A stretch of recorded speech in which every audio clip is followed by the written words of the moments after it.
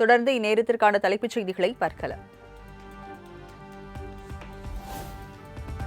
தமிழ்நாடு, கேரளம் உள்பட 5 மாநில சட்டமன்ற தேர்தல் தேதியை இன்று மாலை 4 மணிக்கு அறிவிக்கிறது இந்திய தேர்தல் ஆணையம். இன்று மாலை 4 மணிக்கு டெல்லியில் தலைமை தேர்தல் ஆணையர் செய்தியாளர்களை சந்தித்து தேர்தல் அட்டவணையை வெளியிட உள்ளதாக தகவல்.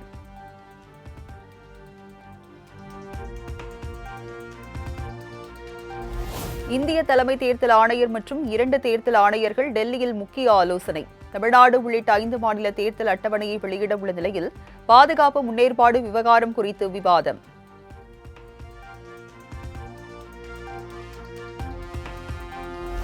கரூர் பிரச்சாரத்தில் 41 பேர் உயிரிழந்த வழக்கு தொடர்பாக டெல்லி சிபிஐ அலுவலகத்தில் தவிக தலைவர் விஜய் ஆஜர். கடந்த முறை பெறப்பட்ட வாக்குமூலங்களின் அடிப்படையில் விசாரணை தொடர்வதாக தகவல்.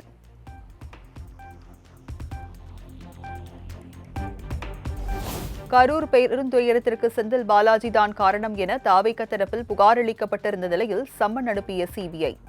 டெல்லியில் உள்ள சிபிஐ அலுவலகத்தில் விசாரணைக்காக மார்ச் 17ஆம் தேதி நேரில் ஆஜராகப் போவதாக செந்தில் பாலாஜி தரப்பு அறிவிப்பு.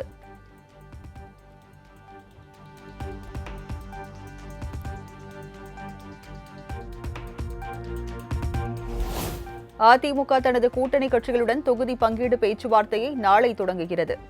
அதிமுக செல்வாக்காக உள்ள சட்டமன்ற தொகுதிகளை பாஜக, பாமக கேட்பதால் இழுபறி நீடிப்பதாக தகவல்.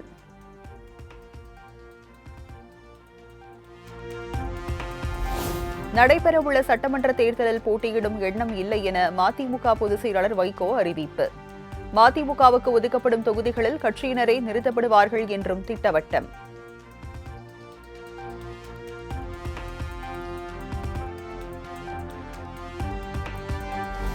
தமிழக அரசியல் களத்தில் தேர்தல் நெருங்கும் நேரத்தில் ட்விஸ்ட் இருக்கும்.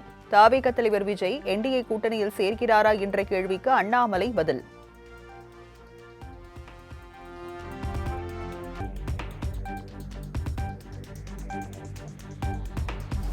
வளைகுடா நாடுகளில் போர் நிறுத்தம் ஏற்பட்ட பிறகு சட்டமன்ற தேர்தலை நடத்த வேண்டும்.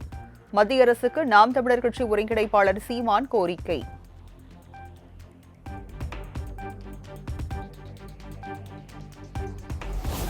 நெல்லை தாழையூத்தில் நடைபெற்ற நாம் தமிழர் கட்சி கூட்டத்திற்குள் புகுந்த சாட்டை துரைமுருகனை அவதூறாக பேசிய போதை ஆசாமி. நாம் தமிழர் கட்சியினர் போதை ஆசாமி மீது தாக்குதல் நடத்தியதால் பரபரப்பு. நொடியில 20 லட்சம்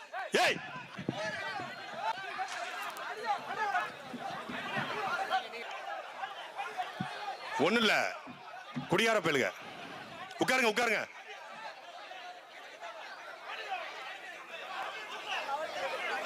சரி விடுங்க, நீ உட்காருங்க உட்காருங்க.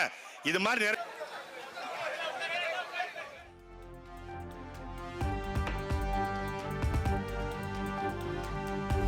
குழந்தைகளுக்கு தமிழ் பெயர்களை வைக்க நினைப்பவர்களுக்கு உதவிடும் வகையில் தமிழ் பெயர்கள் கொண்ட இணைய பக்கம் அறிமுகம்.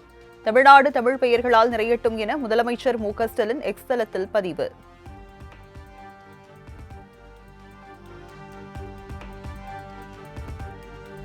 கோவையில் பெண் காவலரை பாலியல் வன்கொடுமை செய்ததாக அளிக்கப்பட்ட புகாரில் பட்டாலியன் படைப்பிரிவு எஸ்பி செந்தில்குமார் கைது. பாலியல் வன்கொடுமை, மிரட்டல், கொடூரமாக தாக்குதல் உள்ளிட்ட 10 பிரிவுகளில் வழக்கு பதிவு.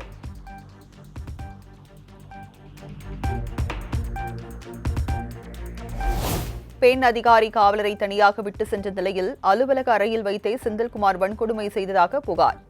பெண் அதிகாரியிடம் தன்னை விட்டு செல்ல வேண்டாம் என பாதிக்கப்பட்ட பெண் காவலர் கெஞ்சியதாக தகவல்.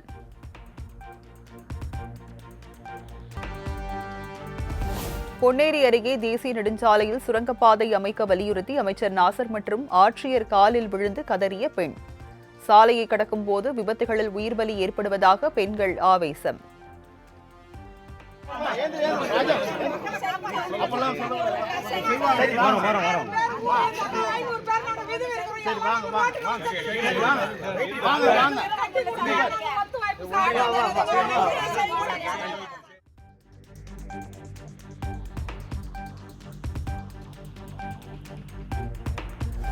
தூத்துக்குடி மாவட்டம் வேடநத்தம் கிராமத்தை சேர்ந்த 12ஆம் வகுப்பு மாணவி கொலை செய்யப்பட்ட விவகாரம்.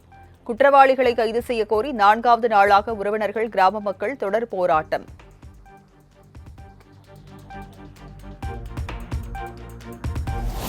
உலகளாவிய மோதல்களால் மக்களுக்கு ஏற்படும் பாதிப்புகளை குறைக்க மத்திய அரசு பாடுபடுவதாக பிரதமர் மோடி பேச்சு. காங்கிரஸ் கட்சி மக்கள் மத்தியில் பீதியை கிளப்புகிறது என்று அசாம் பொதுக்கூட்டத்தில் பரபரப்பு குற்றச்சாட்டு.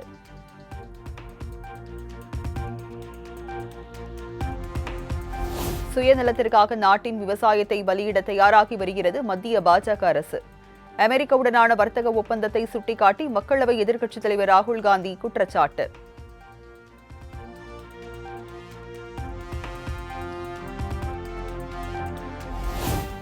தேசம் குறித்து காங்கிரஸ் கட்சிக்கு எந்த ஒரு தொலைநோக்கு பார்வையும் கிடையாது என பிரதமர் மோடி காட்டம்.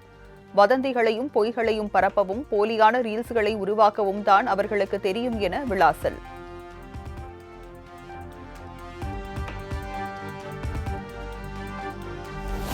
கச்சா எண்ணெய் மற்றும் எரிபொருள் தட்டுப்பாடு சூழலை எதிர்கொள்ள இந்தியா வலுவான நிலையில் உள்ளது.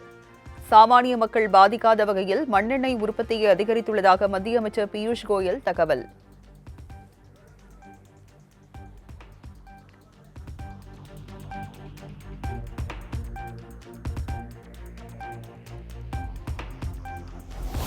எல்பிஜி சிலிண்டர்கள் உற்பத்தி 30% அதிகரிக்கப்பட்டுள்ளது. மக்கள் பீதியடைய வேண்டாம் என மத்திய அரசு அறிவிப்பு.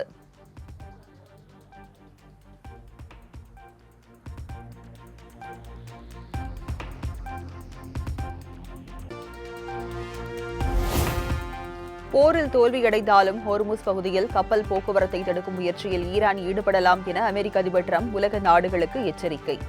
சீனா, பிரான்ஸ், ஜப்பான், தென்கொரியா, இங்கிலாந்து உள்ளிட்ட நாடுகள் அந்த பகுதியை பாதுகாக்க தங்களது போர் கப்பல்களை அனுப்ப வேண்டும் என்றும் வலியுறுத்தல்.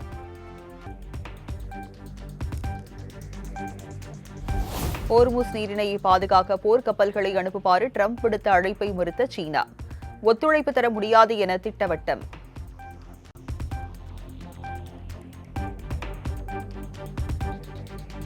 மிக நெருங்கிய நட்பு நாடுகளில் ஒன்றான இந்தியாவுக்கு நிச்சயம் உதவி செய்வோம் என இந்தியாவுக்கான ஈரான் தூதர் உறுதி.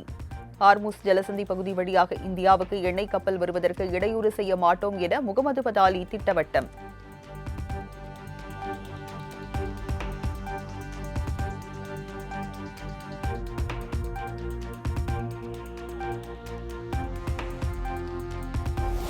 ஞானபீட விருதை வென்ற கவிஞர் வைரமுத்துவிற்கு வாழ்த்து தெரிவித்த நடிகர் ரஜினிகாந்த்.